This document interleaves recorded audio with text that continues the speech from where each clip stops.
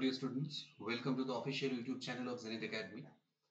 আজকের এই ভিডিওতে আমি ক্যালকাটা হাইকোর্ট এলডি এর যে প্রিলিমস এর এক্সাম আছে তার উপরে ইংলিশের সেকেন্ড ক্লাস করাবো। অর্থাৎ ফার্স্ট ভিডিওটা আমি অলরেডি তোমাদের জন্য আপলোড করে দিয়েছি, যারা এখনো পর্যন্ত দেখোনি দেখে নেবে।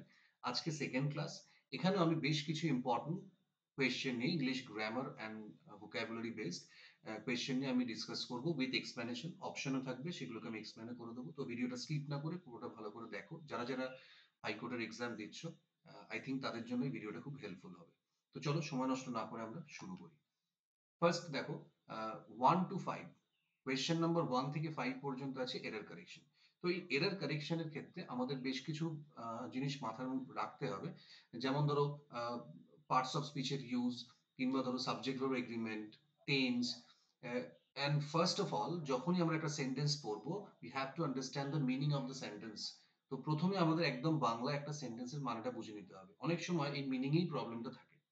যাই হোক, তো এই এরর কারেকশন বা এরর ডিটেকশন এগুলো করার জন্য আমাদের কিন্তু পার্টিকুলার একটা সাবজেক্ট বা একটা চ্যাপ্টার পড়লে হবে না, সরি, পুরো মানে গ্রামারটাই আমাদের ভালো করে স্টাডি করতে হবে, বেসিক অ্যান্ড অ্যাডভান্স। কারণ এটা কোনো পার্টিকুলার একটা টপিক থেকে আসবে না। তো দেখো ফার্স্ট কোয়েশ্চেন কি আছে, আমরা একটু পড়ে নিই কোয়েশ্চেনটা। বলছে most of us are not aware of the fact that eating some varieties of mushrooms result in death. তো এই সেন্টেন্সটা দেখো এররটা কোথায় আছে।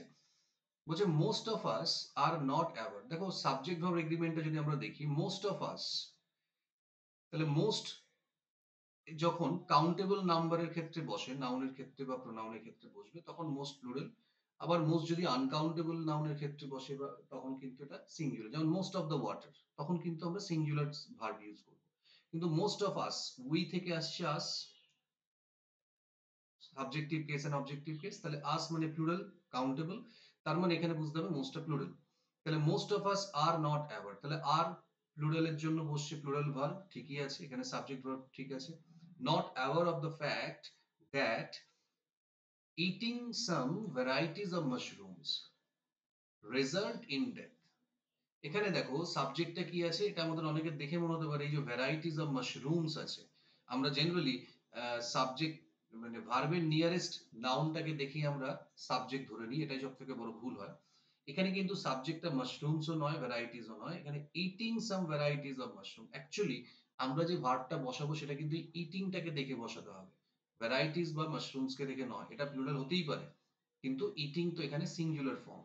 তার মানে আমাদের এখানে কি করতে হবে, রেজাল্টস, অর্থাৎ এখানে একটা এস এর ইউজ করতে হবে। কারণ থার্ড পারসন সিঙ্গুলার নাম্বারের ক্ষেত্রে প্রেজেন্ট টেন্সে, সিম্পল প্রেজেন্টে আমরা ভার্বের সঙ্গে এস ইউজ করব। যেমন ওয়ান অফ মাই ফ্রেন্ডস, আমি যদি বলি ওয়ান অফ মাই ফ্রেন্ডস, দেখো আমাদের এই শেষে আছে দেখো friends, one of my friends, তাহলে এখানে ফ্রেন্ডস এর জন্য কিন্তু আমরা ভার্ব বসাবো না, ভার্ব বসাবো ওয়ান এর জন্য, তখন হবে ইজ আ ডক্টর। কিন্তু আমি যদি বলতাম যে সাম অফ মাই ফ্রেন্ডস, তখন কিন্তু আবার হতো আর ডক্টরস। তার মানে একটা জিনিস বুঝতে পারছো, এই যে আমরা ফ্রেন্ডস কে দেখে ভার্ব বসাচ্ছি না, ভার্ব বসাচ্ছি এই আগে কি আছে, সাম মানে কিছু প্লুরাল, তাই আমরা আর দিলাম, ওয়ান সিঙ্গুলার, তাই ইজ দিলাম। সেম রুল এখানে আমরা অ্যাপ্লাই করব। যেহেতু ইটিংটা এখানে সিঙ্গুলার ফর্মে আছে, আমরা ভার্বটাকে ভার্বের সঙ্গে এস অ্যাড করব। ঠিক আছে, তাহলে এখানে আমরা হবে রেজাল্টস লিখব। চলো নেক্সট কোয়েশ্চেন কি আছে দেখে নিই। My teacher did not object to me using the mobile phone. এটাও খুব ইম্পর্টেন্ট একটা এরর। সবসময় মনে রাখতে হবে যে অবজেক্ট টু, টুটা এখানে কি প্রিপোজিশন, মানেটা ভালো করে বোঝো। বলছে আমার টিচার আমার মোবাইল ফোন ইউজ করাতে কোনো রকম অবজেকশন করছেন না, করেননি। তাহলে অবজেকশনটা কিসে করেননি, আমাকে করেনি না আমার মোবাইল ফোন ইউজ করাটাই করেনি, এটা আমাদের বুঝতে হবে। এখানে কিন্তু আমাকে করছে না নয়, এখানে কিন্তু বলছে যে আমার মোবাইল ফোন ইউজ করাতে উনি কোনো রকম ভাবে অবজেকশন করেন। তাহলে আমার, মি মানে হচ্ছে অবজেক্টিভ কেস, ঠিক আছে, কিন্তু আমার এখানে দরকার কি পজিটিভ কেস, তাই আমরা এখানে দেবো মাই, মাই ইউজিং দ্য মোবাইল ফোন। যেমন আমি যদি বলি মাই ফাদার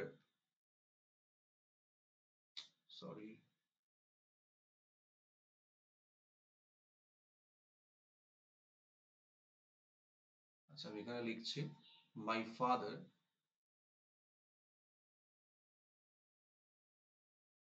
ঠিক আছে ওয়াজ অ্যাংরি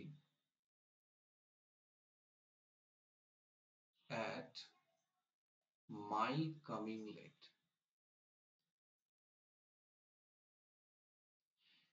দেখো এখানে কিন্তু বাবা আমার উপর রাখছে না, আমার লেটে আসার উপর লাগছে, সেই জন্য কিন্তু মাই কামিং লেট লিখবো। কিন্তু যদি বলতাম অ্যাট মি, তখন আমার উপর রেখে যেত। ঠিক আছে, তো সেক্ষেত্রে আমরা এটার ইউজ করব। জেনারেলি এইভাবে মনে রাখতে হবে, এই এই কামিংটা তো এখানে জিরান্ডের মতো ইউজ হচ্ছে, তো জিরান্ডের আগে আমরা পজিটিভ কেসের ইউজ করব। যেহেতু এখানে জিরান্ড, এখানে একটা পজিটিভ অ্যাডজেক্টিভ দিতে হবে, নাউনকে কোয়ালিফাই করছে। জিরান্ডের আগে আমরা অবজেক্টিভ কেস না দিয়ে পজিটিভ কেসের ইউজ করবো, এভাবে মনে রাখবে। ঠিক আছে, চলো নেক্সট কি বলছে দেখে নি। My brother is a die hard fan of Ronaldo. এটা আমরা প্রায় বলে থাকি। এরর কারেকশন মানে আমরা ডে টু ডে লাইফে যে ভুল বলি বা ভুল লিখি, আহ, এইগুলোই মানে বেসিক জায়গাতে যে আমাদের মিসকনসেপশন কিছু আছে, সেইগুলো থেকেই কিন্তু এরর কারেকশন ম্যাক্সিমাম আসে। অনেকে আমরা উচ্চারণ করি ডাই হার্ট, যেহেতু আমরা মানে অন্ধভক্ত যাকে আমরা বলি আর কি। তো এরকম আর কি। তো সেক্ষেত্রে কিন্তু ডাই কথাটা হার্ট নয়, মনে রাখতে হবে it's not die hard, it's die hard. Die hard মানে হচ্ছে ডিভোটেড। ঠিক আছে, ডিভোটেড মানে কারোর প্রতি মানে প্রচন্ড রকম ভাবে যদি কারোর ভক্তি থাকে, মানে একটা ডিভোশন থাকে, তাকেই আমরা বলি ডাই হার্ড ফ্যান। আর একটা মনে রাখবে, ডাই হার্ড কথাটার মানেও একটা হয়, ঠিক আছে, ডাই হার্ড কথাটার মানে হচ্ছে যেটা সহজে মুছে যায় না। ঠিক আছে, যেটা সহজে এলিমিনেট হয়ে যায় না, মুছে যায় না, যেটা লং লাস্টিং। যেমন ওল্ড মেমোরিজ ডাই হার্ড, অর্থাৎ যে পুরানো স্মৃতিগুলো সহজে মন থেকে মুছে যায় না। ঠিক আছে, এটার মানে হচ্ছে এটাই। তাহলে আমরা এখানে কি লিখবো, die hard fan, not hard fan. Number 4 দেখো কি বলছে। নাম্বার 4 বলছে he is fond of reading books, playing cricket and to watch horror movies. এখানে রুল অফ প্যারালালিজম বলে একটা আহ, ব্যাপার আছে, এটা আমাদের একটুখানি বুঝতে হবে। প্যারালালিজম মানে হচ্ছে যখন আমরা কোনো সেন্টেন্স লিখবো, সেখানে যে ফ্রেজ গুলো বা ওয়ার্ড গুলো কিংবা ধরো ক্লজ যেটাই কানেক্ট করি, সেটা সেম টাইপের হতে হবে। যেমন দেখো এখানে বলছে he is fond of reading books. দেখো এখানে বলছে রিডিং বুকস, প্লেইং ক্রিকেট, কিন্তু এখানে বলছি টু ওয়াচ হরর মুভি। তাহলে ব্যাপারটা প্যারালাল হচ্ছে না। তাই আমরা এখানে কি লিখবো, ওয়াচিং। বা আমরা যদি আরেকটু ভালো করে বুঝি, এই এই সেন্টেন্সটাকে যদি আমরা স্প্লিট করি, অনেকগুলো সেন্টেন্স পাবো। দেখো he is fond of reading books, আবার যদি লিখি he is fond of playing cricket, he is fond of watching horror movies, not to watch. অফের পর, অফ তো একটা প্রিপোজিশন, প্রিপোজিশনের পর কিন্তু আমরা সবসময় জিরান্ডার ইউজ করবো, ভার্ব বসে না। কারণ প্রিপোজিশন মানে হচ্ছে প্রিভিয়াস পজিশন অফ নাউন, তাহলে নাউনের মতো ইউজ করতে হবে। তাই টু ওয়াচটাকে আমরা করবো ওয়াচিং। ঠিক আছে, নাহলে কিন্তু ভুল হয়ে যাবে। রিডিং আছে, প্লেইং আছে, দুটোই জিরান্ড, তাহলে পরেরটাকে আমাকে জিরান্ডই করতে হবে। যদি এরকম সেন্টেন্স থাকতো যেখানে প্রথমে দুটো ইনফিনিটিভ আছে, তাহলে পরেরটাকে আমরা ইনফিনিটিভ করতাম। ক্লিয়ার? চলো নেক্সট কোয়েশ্চেন কি বলছে। One should take care of his health. মনে রাখতে হবে ওয়ান, ওয়ানকে আমরা দুরকম ভাবে ইউজ করতে পারি। এই একটা ওয়ান মানে হয় অল, ওয়ান মানে হয় এনি বা অল, সবাইকে বোঝায়, যে কোনো কাউকে, পার্টিকুলার কাউকে নয় কিন্তু। আবার যদি ওয়ান যদি বুঝি সিঙ্গুলার, অর্থাৎ পার্টিকুলার একজনকে বোঝে, যেমন one of the boys has lost his book. এখানে কিন্তু আমরা হিজ করছি কেন, কেন হিজ করছি, কারণ এখানে ওয়ান মানে কিন্তু একজন, ছেলেগুলোর মধ্যে একজন। বাট এখানে যে বলছে one should take care of his health, এখানে কিন্তু পার্টিকুলার কাউকে বলছে না, এখানে অ্যাকচুয়ালি ওয়ান মানে অল। ঠিক আছে, ওয়ান মানে কিন্তু অল বোঝাচ্ছে, প্রত্যেকেরই উচিত নিজের মানে শরীরের যত্ন নেওয়া। যখন মনে রাখতে হবে যখন ওয়ান এর মানে অল বা এনি সবাইকে বোঝায় ইন জেনারেল, তখন তার যে পজিটিভ কেসটা হবে সেটাও কিন্তু আমরা ওয়ান্স দেব, কখনো হিজ বা হার হবে না। ক্লিয়ার? যেমন one should keep one's promise, not his promise বা হার প্রমিস। কেন? কারণ এখানে ওয়ান মানে কিন্তু পার্টিকুলার একজন নয়, প্রত্যেকে সবাইকে বোঝাচ্ছে। তাহলে ওয়ান মানে যদি সবাইকে বোঝায়, মানে ওয়ান যখন জেনারেল সেন্সে ইউজ হবে তখন আমরা ওয়ান্স ইউজ করবো। কিন্তু ওয়ান মানে যদি একজনকে বোঝায়, অনেকের মধ্যে একজন, তখন হিজ বা হার ইউজ হবে অ্যাকর্ডিং টু সাবজেক্ট। ওকে, তাহলে আমরা অপশন সি করবো এর এখানে। চলো দেখি 6 এর কোয়েশ্চেন, 6 to 10 আছে। ওয়ার্ডস, ইডিয়মস বা ফ্রেজের মিনিং, আন্ডারলাইন ওয়ার্ড গুলো বা ইডিয়মস যা আছে তার মিনিং বার করতে হবে। There is no hard and fast rule for writing poetry.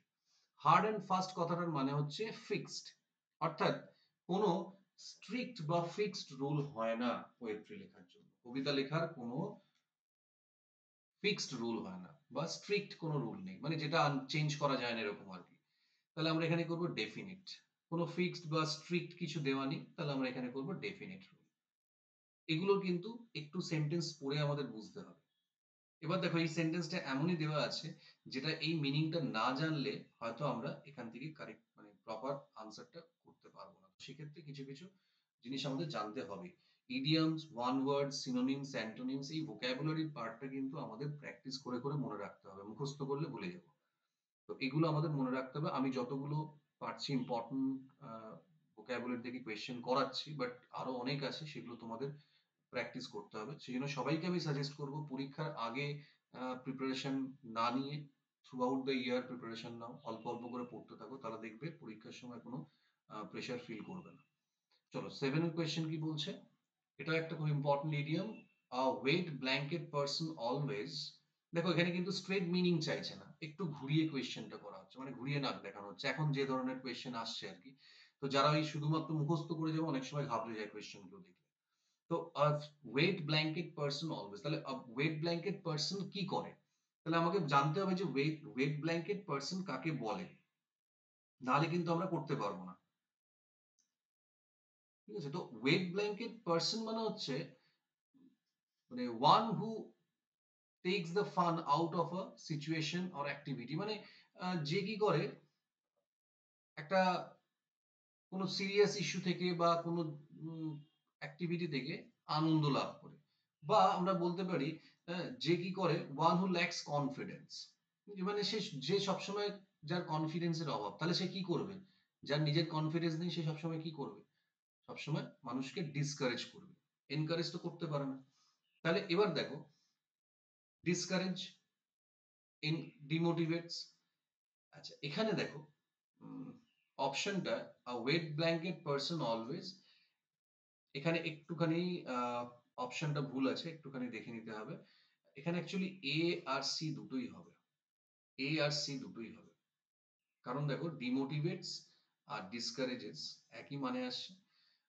এখানে কোয়েশ্চেনটা যদি আসে এরকম, আমি অ্যাকচুয়ালি যেটা বলতে চাইছিলাম যে এখানে দেখবে একটাতে এস থাকবে না। যদি এরকম অপশন দেয়, যদি এখানে একটাতে দেখবে এস থাকবে না, মানে যেহেতু ওয়েট ব্ল্যাঙ্কেট পারসন সিঙ্গুলার বলছে, তার মানে অবশ্যই একটা ভার্বের সঙ্গে এসিএস দিতে হবে।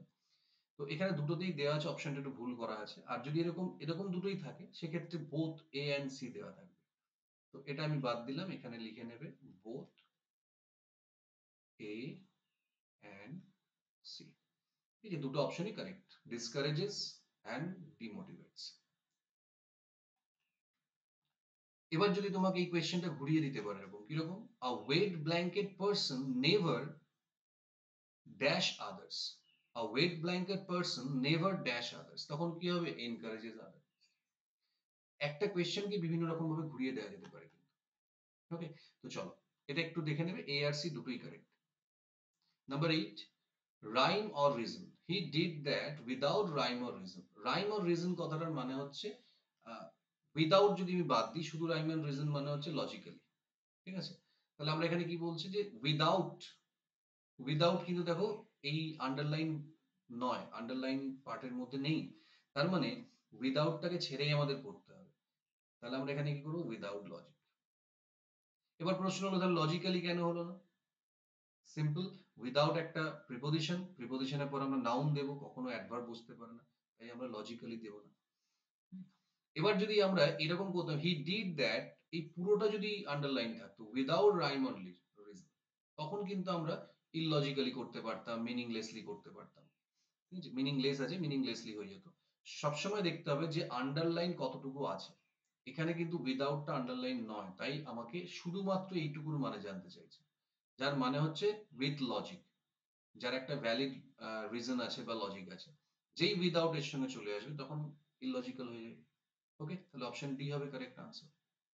9 কি বলছে? After being established in life he left his parents in the large. খুব ইম্পর্টেন্ট একটা idiom, in the large. In the large মানে হচ্ছে two abandon someone when he needs help badly, যার একটা এমন সময় কাউকে ছেড়ে চলে যায় যখন তার প্রচন্ড সাহায্যের দরকার। তাহলে আমরা এখানে কি করব? Left his parents in a helpless condition. Option B হবে কারেক্ট আনসার। তোমরাও কিন্তু আনসার গুলো, ভিডিওটা এইগুলো একটু পজ করে নিজেরা আনসার করবে, তারপরে আমারটা দেখবে, তাহলে তোমরা বুঝতে পারবে কতটুকু ঠিক করতে পারছো। চলো নাম্বার 10 দেখে কি বলছে। ইনভলভ, খুব ইম্পর্টেন্ট একটা ওয়ার্ড। ইনভলভ কথাটার মানে কি? যেটা ইন ফ্যাশন, অর্থাৎ যেটা ট্রেন্ডি আর কি, ট্রেন্ডের মধ্যে আছে, মানে এখানে আমরা করব ফ্যাশনেবল। ফ্যাশনেবল ইনস্ট্রাকশন ভালো করে বলবো। অনেক সময় এরকমও দিয়ে দিতে পারে যে find the exact opposite of the given idiom, এরকমও দিয়ে দিতে পারে, কিন্তু তখন আবার কি হয়ে যাবে? ওল্ড হয়ে যেতে পারে। তো কোয়েশ্চেন বিভিন্ন রকম ভাবে কিন্তু ঘুরিয়ে আসছে এখন, তাই আহ, চেষ্টা করবে ইনস্ট্রাকশন ভালো করে পড়ে তারপর আনসার করার। কি জানতে চাইছে তোমার থেকে? সিনোনিম জানতে চাইছে না অ্যান্টোনিম জানতে চাইছে, কি জানতে চাইছে? এটা না বুঝলেই কিন্তু আমরা জাস্ট, হয়তো অনেকের এটা কমন মনে হচ্ছে, হতেই পারে এটা খুব কমন একটা ইডিয়ম, তো এটা দেখে আমরা আনসার করে দিলাম, কিন্তু দেখা গেল যে কোয়েশ্চেনটা চাইছে অপোজিট। ওকে, একবার ওএমআর শিট ফিল আপ করে দিলে তখন তো আর তুমি চেঞ্জ করতে পারবে না। নাম্বার 11 দেখো, রিঅ্যারেঞ্জমেন্ট, খুব ইম্পর্টেন্ট রিঅ্যারেঞ্জমেন্ট। কিভাবে করব দেখো, এটা যেমন কম্পারেটিভলি ইজি, এসএসসি স্ট্রাকচারে দেখো দেওয়া আছে, মানে এই ফরম্যাটে, সরি। তো এখানে দেখো S1 S6, মনে রাখতে হবে যখন এরকম ফরম্যাটে দেবে, এই S1 আর S6 হচ্ছে ফিক্স সেন্টেন্স, মানে S1 প্রথমে বসবে, S6 শেষে বসবে। অনেক সময় S6 কে এই S এর নিচেও দেয়, আবার এখানে যেমন এইভাবে দেওয়া আছে, ব্যাপারটা একই। S1 আগে বসবে একদম সবার প্রথমে, S6 সবার শেষে, এটা ফিক্সড, এটা চেঞ্জ হবে না। চেঞ্জ হবে কোনটা? এই PQRS। মানে তোমাকে বুঝতে হবে S1 পড়ে যে নেক্সট সেন্টেন্স পি হবে, কিউ হবে, আর হবে না এস হবে, তারপর কি কিভাবে হবে, এবং লাস্ট সেন্টেন্স যেটা আছে এটা ফিক্সড। দেখো এবার আমরা অপশন এলিমিনেট করে আনসার করতে পারি। যেমন এখানে তোমার বলেই দিয়েছে হি কুড নট রাইজ, তো হি কুড নট রাইজ এর পরের সেন্টেন্স কি হতে পারে? বলছে দেখো, all at once in the distance he heard an elephant trumpet, he tried again with all his might but to no use. The next moment he was on his feet and he stepped into the river. তো এখানে দেখো প্রত্যেকটা আলাদা আলাদা sentence দেওয়া আছে। তো সেক্ষেত্রে একটা প্রবলেম যেটা হয়, সবই মনে হবে ইন্ডিপেন্ডেন্ট সেন্টেন্স, তার মধ্যেও আমাদের বুঝতে হবে কোনটা ইন্ডিপেন্ডেন্ট। তাহলে হি কুড নট রাইজ এর পর আমরা কোনটা করব দেখো, আমাদের লোকেট করতে হবে, বুঝতে হবে। তাহলে ফার্স্ট আমরা অপশন দেখে নেবো। দেখো প্রথমে আছে পি, এখানে আছে কিউ, এখানে পি, এখানে কিউ, তার মানে আর আর এস, এই দুটো S1 এর পরে হতে পারে না। অপশনই বলে দিচ্ছে হতে পারে না, কারণ অপশনে নেই, আউট অফ অপশন তো আনসার হতে পারে না। তার মানে আর এস টাকে আমরা পড়বো না। তাহলে এবার দেখি, he could not rise, P বলছে all at once in the distance he heard an elephant trumpet, হতে পারে এটা।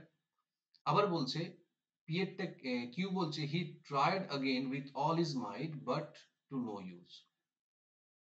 তাহলে দেখো আমরা যদি ভালো করে একটু পড়ি বুঝতে পারবো যে সে প্রথমে কি বলছে, সে উঠতে পারলো না, তারপরে সে কি করবে? সে আবার চেষ্টা করলো।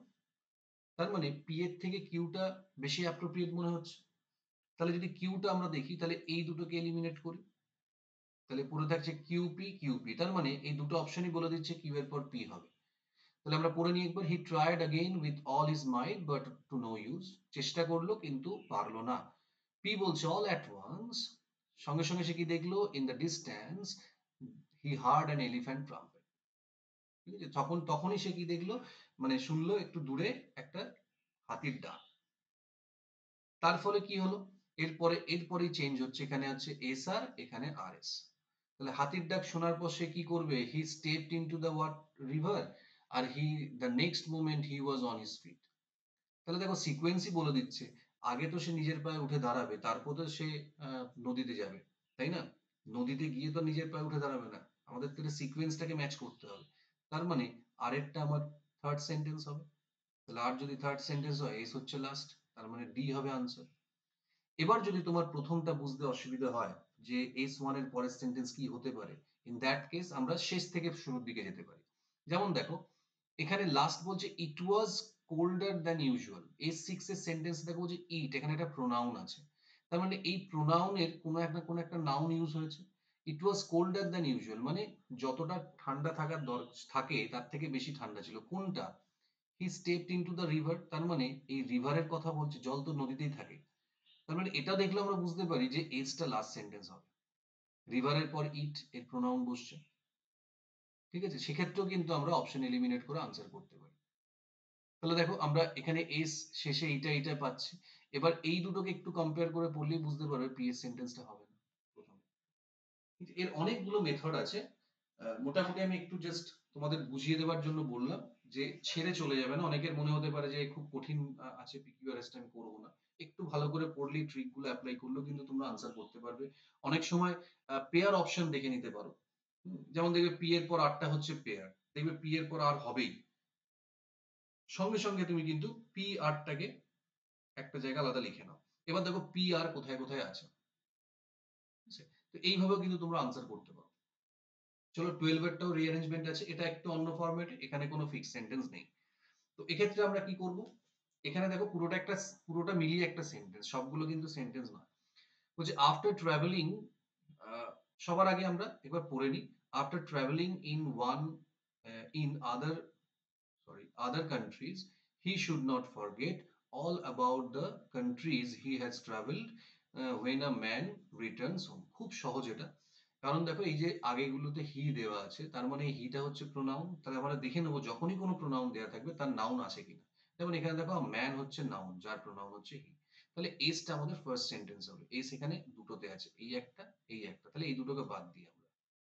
তাহলে পড়ে নিই, when a man returns home, তারপরে আমরা তার প্রোনাউন দেবো he should not forget all about the countries he has traveled after traveling in other countries। হচ্ছে না? একই হবে? হবে না এটা। মানে যদি আমরা আর পি করি, আহ, প্রথমে এই সরি এস পি যদি করি, when a man return home after traveling other countries, আচ্ছা, he should not forget all about the countries he has traveled, এটা হবে আনসার। দেখো একটু আহ, বুঝে পড়তে হবে, অনেক সময় সহজগুলো ভুল হয়ে যেতে পারে। আমি যদি এটাকে সেকেন্ড সেন্টেন্সে রাখি, তাহলে কিন্তু এটাকে আমি কোনো জায়গায় বসাতে পারবো না। তাই এটাকে আমরা দিয়ে তারপরে এটা করলাম, ঠিক আছে? অপশন সি হবে। তাহলে S P Q R. Number 12 কি বলছে দেখে নি। অ্যাবাস্ট। অ্যাবাস্ট কথাটার মানে কি? এটা হয়তো অনেকের কাছে একটু আননোন মনে হতে পারে যে অ্যাবাস্ট ব্যাপারটা কি। তো অ্যাবাস্ট কথাটার মানে হচ্ছে একটা এম্বারাসড হয়ে যাওয়া আর কি, এমব্রাসিং সিচুয়েশন বা অ্যাশেমড, তার মানে এখানে আমরা অ্যাশেমড করব। মিনস বলছে মানে সিনোনিম, ঠিক আছে? মিনস বলছে মানে সিনোনিম। আচ্ছা, চলো নেক্সট। কয়, খুব ইম্পর্টেন্ট ওয়ার্ড কয়। কয় কথাটার মানে কিন্তু হচ্ছে শাই, ঠিক আছে? লাজুক। কয় মানে হচ্ছে শাই। তাহলে এখানে আমরা অপশন করব এ। আর একটা সিনোনিম আমি বলে দিচ্ছি, দেখো বাশফুল। বাশফুল, ঠিক আছে? শাই, বাশফুল এগুলো মানে হচ্ছে তোমার কয়। চলো নেক্সট। লফটি। লফটি খুব কমন ওয়ার্ড, তোমরা অনেকেই হয়তো জানো। লফটি আইডিয়াস বলি না, মানে হচ্ছে উচ্চ মানের, নোবেল, হাই। তাহলে আমরা এখানে কি করব? সি। নাম্বার 16 বলছে if you are afraid of staying at high places you must have. আচ্ছা, এটা মানে ঘুরিয়ে বলা হচ্ছে ওয়ান ওয়ার্ড সাবস্টিটিউশন। মানে যদি তুমি অনেক দূরে থাকতে ভয় পাও তাহলে তোমার কি আছে?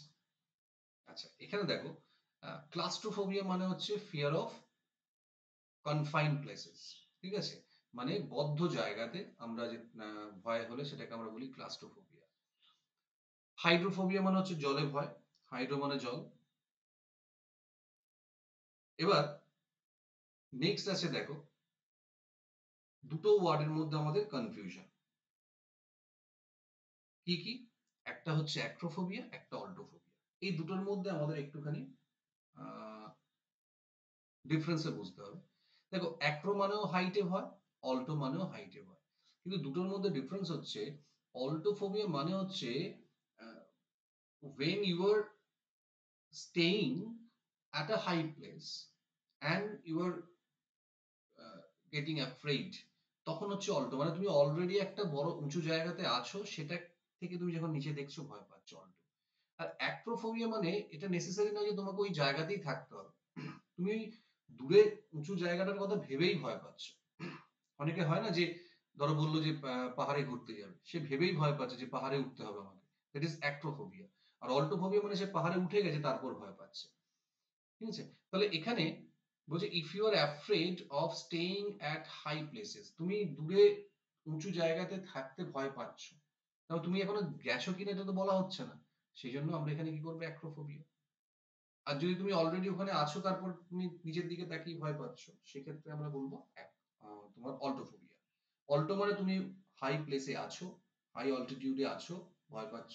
আর অ্যাক্রোফোবিয়া মানে হচ্ছে এটা নেসেসারি নয় যে তুমি আছো, তুমি এমনি আহ, বসে থেকেও তুমি ভয় পেতে পারো নিচে, ঠিক আছে? নাম্বার, এবার অনেক সময় আমি আবার বলে দিই, যে কোনো একটা অপশন অনেক সময় থাকে, সেক্ষেত্রে ওটাই করতে হবে। যেমন অল্টোফোবিয়ার জায়গায় যদি অ্যাক্রোফোবিয়া থাকে, অ্যাক্রোফোবিয়া দুটোর ক্ষেত্রেই হতে পারে।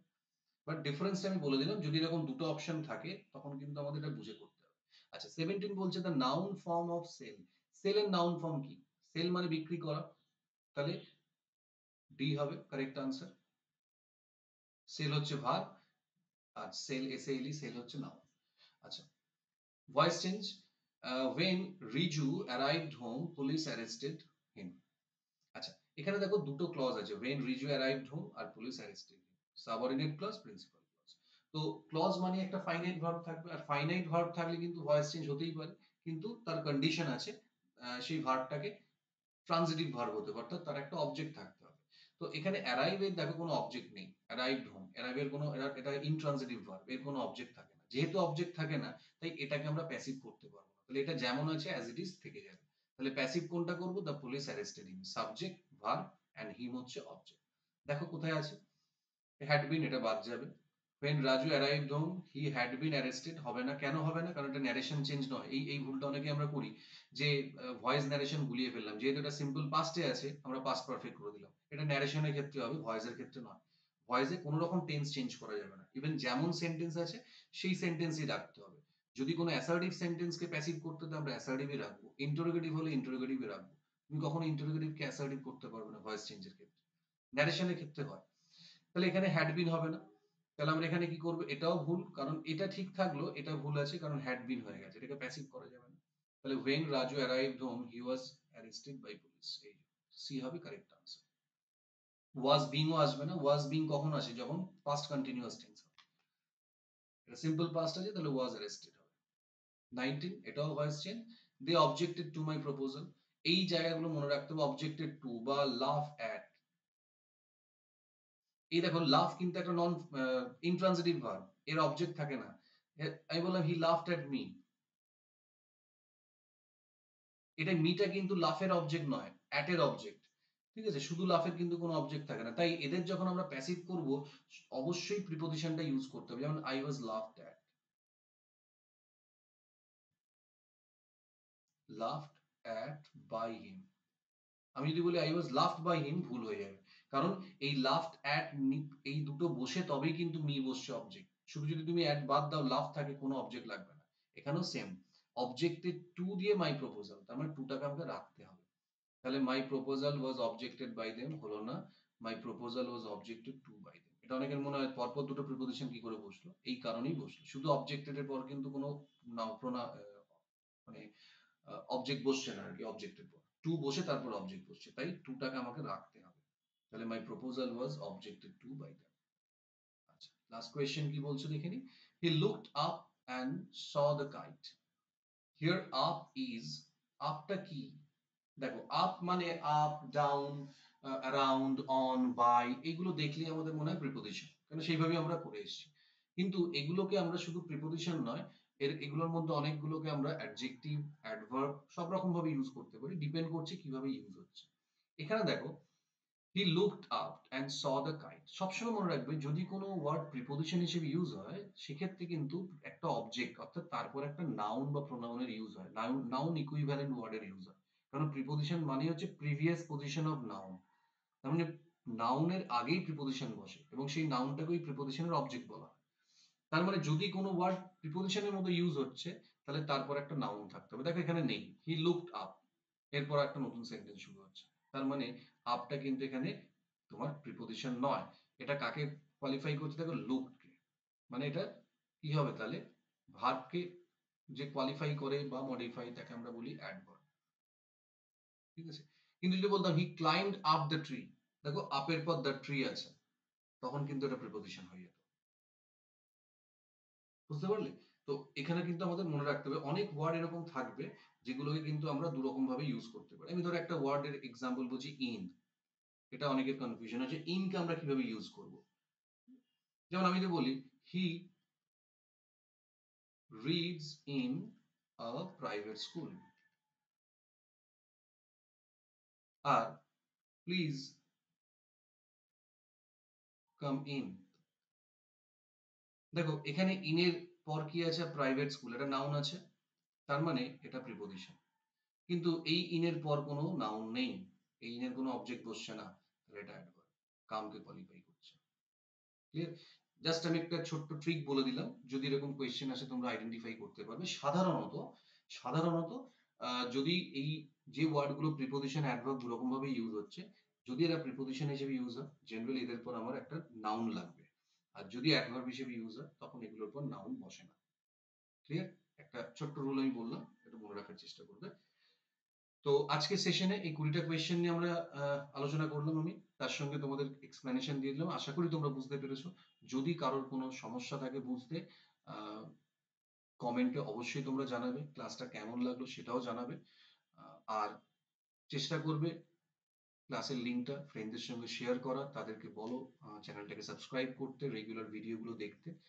আপকামিং এক্সাম গুলোর জন্য অবজেক্টিভ, ডেসক্রিপটিভ সব রকম ভিডিওই কিন্তু এবার আসবে। তো আজকের জন্য এটুকুই। নেক্সট ক্লাসে আবার দেখা হবে নতুন কিছু কোয়েশ্চেন নিয়ে। সবাই ভালো থেকো।